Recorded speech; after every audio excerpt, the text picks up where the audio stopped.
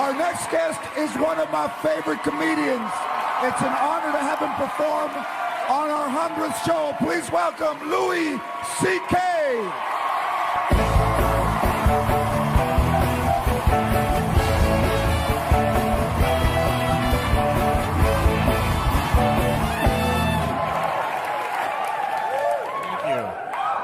Thank you. Thank you very much. This is exciting. My nipples are hard right now. They are. I just noticed it. Ooh, that kind of hurts. Hello, everybody. Nice to see you all. My name is Louis. I'm a 42-year-old divorced father. I got two kids, two girls, and it's the hardest part of being a parent really is just the days that you spend with your kids. That's really, ask any parent. You ask parents, like, is it the worrying? Is it saving? No, it's just the days.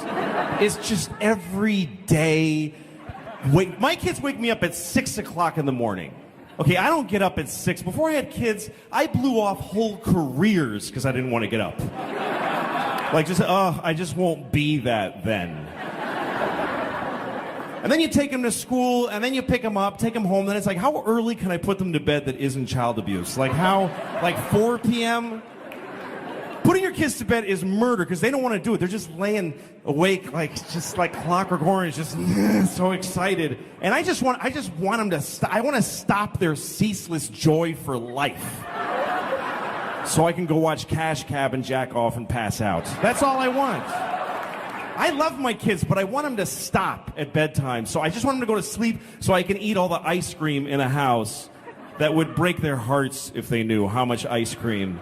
There's so much ice cream in the house, and I never give it to them. It's mine. I wait till they're sleeping, and I eat it in their room in the dark over their beds. And also, I'm a divorced dad, so when I'm with my kids, it's just me and two little girls. And that's a challenge. There's certain things like we're in the airport the other day. I was taking my kids somewhere in New York, and they had to go to the bathroom. Now, when kids have to go to the bathroom, you don't get much warning. They don't go, hey, Dad, I kind of have to go. Should we start looking for a place? They just go, I'm going to poop in my pants in T-minus 5, 4, 3, and it's over. So you got to find a place.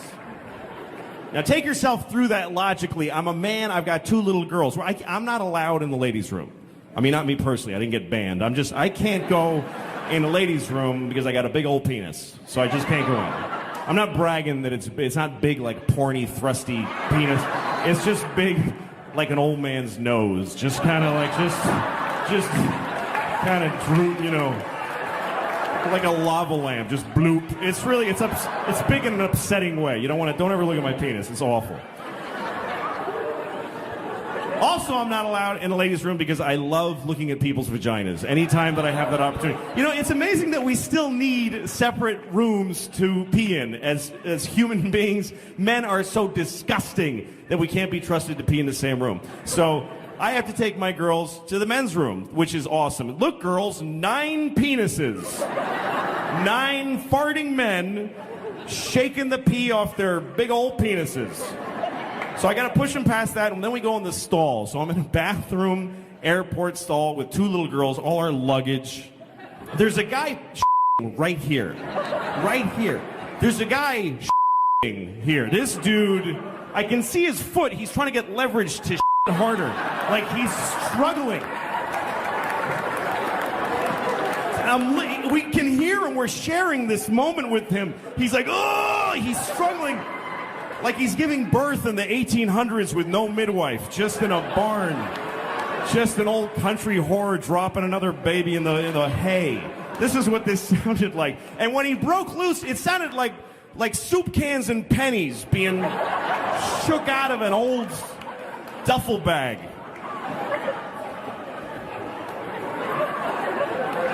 And he's this close to my beautiful daughter's little tiny face, who, by the way, is shitting her brains out. This kid is no princess. She is cracking pipes. So she goes, then the other one, then it's my turn. I'm peeing. I'm trying not to fart in her faces. It's a challenge. That's what I'm trying to say. It ain't easy. But I love my girls. I'm trying to stay in shape. No, I'm not. I have a doctor who told me that I eat too fast. He said, you should eat slowly. Because what happens is when you eat, there's a signal that goes from your stomach to your brain that says you're full.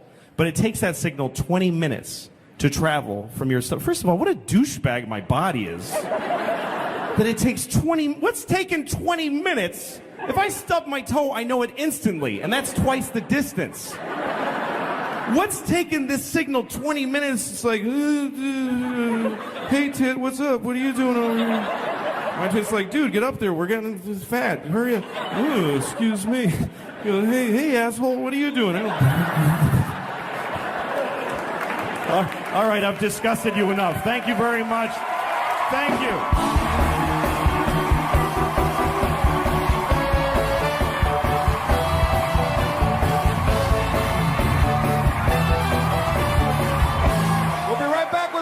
C.K., don't go nowhere.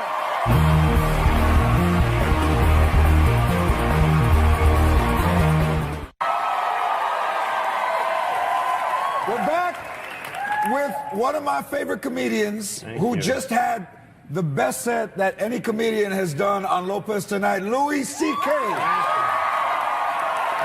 Thank you, man. Thank you. Thanks for being here on the 100th show. You're one of my favorites, too. I mean, of all time. I think you're one of the greats of all time. I'm serious, man.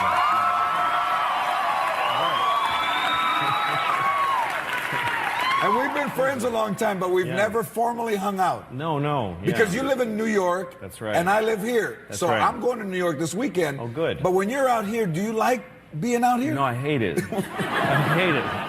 It's just a different... I think the thing about New York, people think that people are rude there. You know, and they're friendly in a different way. Like, a New Yorker will hold the door for you, but you got to get through the door. Like, you have like 2 seconds before the nice gesture becomes hatred, like seething hatred. You're like, go ahead. Go! All right, jeez. I'm in a hurry. I wasn't before. I wasn't even going in that building, but I guess I have to. Because you're making me. But people are used to being with each other. The thing about LA is that people are all in their cars, and they don't think about the people in the other cars as human beings sometimes. And things get kind of... People honk all the time here. And I really believe this, George, that if you own a car and you ever honked your horn once, you're a piece of I really believe that. There's no legitimate reason to honk a horn. It's only selfish. It's supposed to be for safety, but what's that story that ends with, and then he honked his horn and everyone was saved? Like, what is that story? I think the idea in our heads is you'll be driving and a kid will run out in front of you, so you'll honk and then kill him.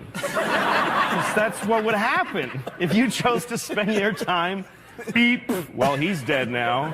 At least he died in fear instead of joyful play. I got to announce his death with a horn.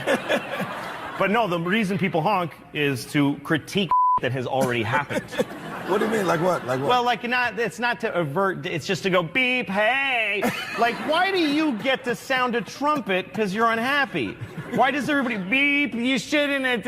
It's no different than being in a store and someone gets in front of you and you just go, ugh, ugh. It's stupid. The other reason people honk is because they just don't want to wait. You're sitting in your car, you're sitting behind another car, the light turns green, and because he doesn't have your central nervous system. You go, bah!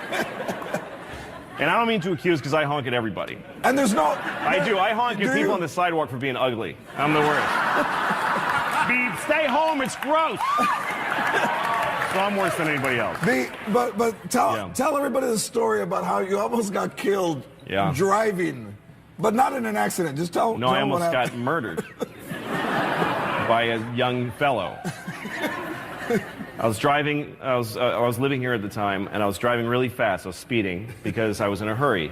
So I was making other people almost die because my bad judgment. So I'm driving, and then I realize there's a car next to me who's driving fast. It's a kid, like 19 years old, in a green Honda that he made at his house. You know those cars? I do. He's got spiky hair. And he keeps, so I'm like, good, I don't care. You know, let's both get to my show on time. I'm fine. He thinks we're racing. I'm not racing. But so we get to the next red light, and he's looking at me, and he's going, "Woo," like this, and I go, what happened to your hand? Like, I don't understand I don't know what that means. If other people don't know the thing, it doesn't scare them. He's like, "Yeah, whoa," and I'm like, I don't know it. So he goes, I said to him, listen, I'm not trying to go fast relative to you. I just have my own independent reason for my speed. And he got angry at all the words and everything, and he pulled out a gun, and he pointed it at me. So I go through the red light. And he does too. And I was like, oh, I'm thinking, oh, he's trying to kill me, but he's not going to go through a red light. You know? I'm sure he's thinking ahead to how that's going to hurt his insurance premiums in the long run. So now I'm in a car chase in LA. I'm being chased, and it doesn't feel like a car chase. It's a beautiful day. I'm listening to Simon and Garfunkel on my radio. Being chased through, I am just a poor boy, though my story's seldom told. I've wondered. So I call 911 on my cell phone, and I go, there's a guy chasing me with a gun, and he's trying to kill me. That's what I said. And the lady goes, why is he doing that? I swear to God, why is he doing that? I'm like, is there a reason he could have that you would not send anyone to help me? Like, if I tell her the story...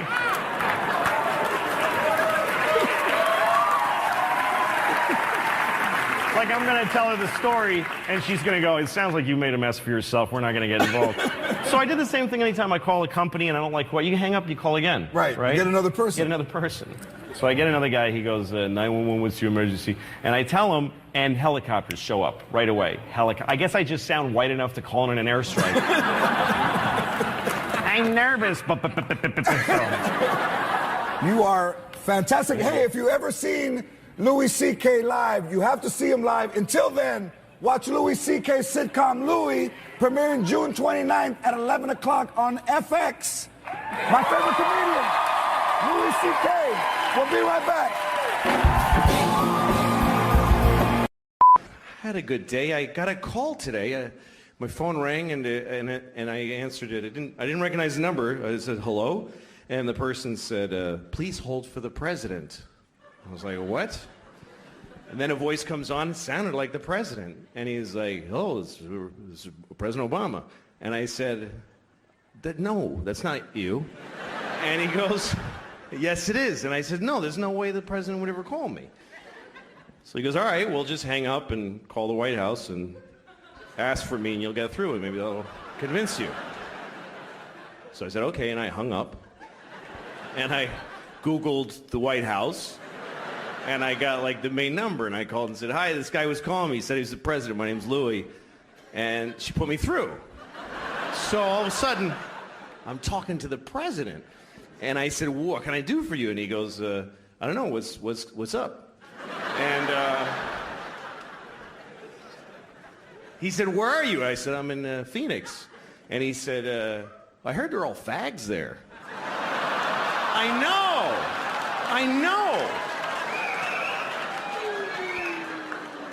And I was like, first of all, Phoenix is not known for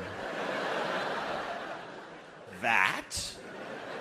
Second of all, who says fags? Like, who says just fags? And then beyond that, how dare you, Mr. President? And he says, so go tell everybody who's going to believe you, you fat douche. And he hung up.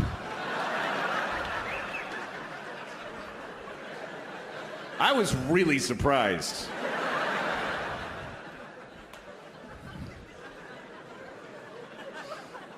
That's what I would do. If I was the president, I would just bother people. I would just fly around the country, go to like Wisconsin, go to some guy's house at 3 in the morning, and just drink out of the milk carton. So tell everybody, just piss on the floor. Who's gonna believe you? Yeah, go tell everybody the president pissed on your floor at 3 in the morning. Go ahead. To me, that would be the whole point of being president. Is getting to do that. I work a lot of different kinds of places. Sometimes I play clubs or theaters, and sometimes I play casinos. Casinos are fun because, first of all, they pay just dick shitloads of money. Just crazy. That's more than shitloads, because it's dick shitloads. I guess because some came out your dick, because it's even more. So, and then they just give the tickets to criminals or whatever. It's a weird show, a casino. But I like casinos because it's a place of extremes. When you stand at a casino gaming floor, you just see a life destroyed every 10 seconds. Just constant, oh God, no, Jesus! It's just despair. And old ladies with buckets of quarters. Just... I don't know if you've been to a casino, but old ladies are like the plankton of casinos. They kind of flow in the mouth, just dump all their quarters, and then get shit out dead out the back. There's a constant flow of buses and ambulances.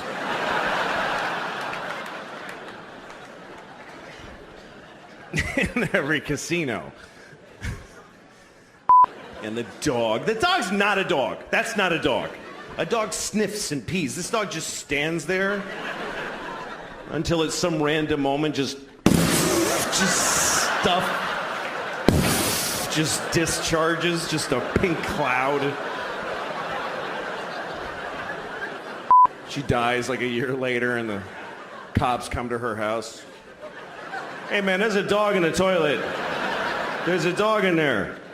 There's about 1,000 shits on his face. Yeah, most of us don't get eaten. That's a very uncommon way for a human being to die, is getting eaten. But we still have fear. We still have that fear that comes from having been in the food chain, but we don't know what to do with it. Especially in America, because there's not that much that's that scary. So we just have weird fear, like, I'm afraid of elevators. If you're being chased by lions, you would not be afraid of elevators. Sometimes I have fear that wakes me up in the middle of the night. Have you ever had that? Just in the middle of the night. I had this one night this summer. I was sleeping alone in my house, and then like at 4 a.m, I got woken up by a terrifying sensation, which was that something touched me. Somebody touched my body. In the middle of the night, I felt this. 3 times I felt.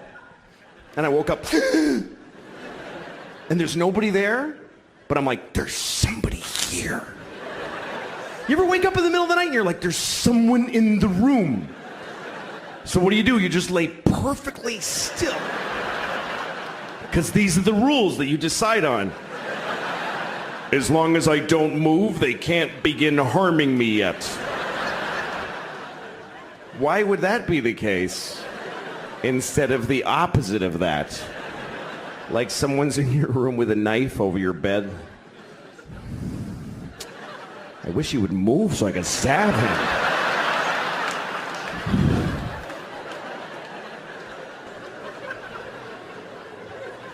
Anyway, as I'm having all these thoughts, I happen to be looking at a chair that's in my room.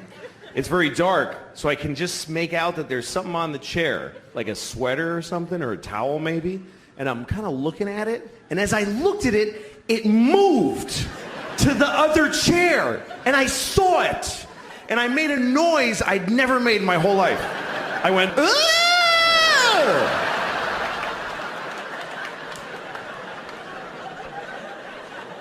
And I was immediately so disappointed that that's the noise I make when the shit goes down. Because you can't choose that noise. It just comes out of you. "Aah!" And then I started hitting the lamp on the table next to me. I'm just hitting it. Because when you're scared, you can't work little electronic-y, switchy things. Help!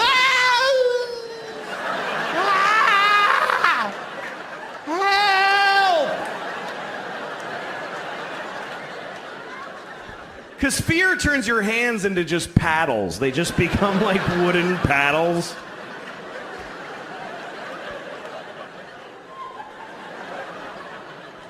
Anyway, somehow the light actually went on. And there on the chair was a cat. I don't have a cat. There's just all of a sudden a fucking cat in my room. And he's looking at me with that asshole cat face, like. And I go, "Ah!" And he runs out the window.